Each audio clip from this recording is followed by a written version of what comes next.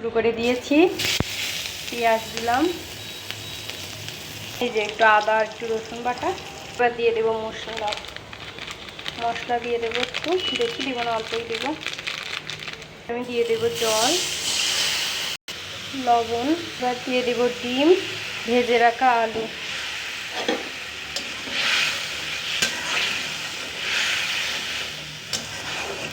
এবার দিয়ে দিব বাদাম। এখানে আর একটু মশলা দিয়ে নিয়েছি, কম হয়ে গেছে তাই। আজ ফার্স্ট টাইম রান্না করতেছি আমি এটা। এবার আমি চাল ভিজাই রাখছিলাম, এগুলো দিয়ে দিব।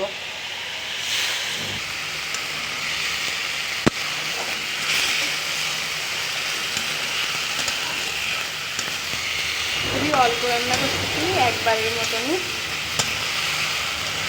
দিয়ে দিব জল, অবশ্যই গরম জল দেবো আমি। এবার আমি দুটো কাঁচা চাল দিয়ে নিচ্ছি। ডিমের বিরিয়ানি হয়ে গেছে, আর আমি ওর যে বেরেস্তাগুলো দিয়ে দিব।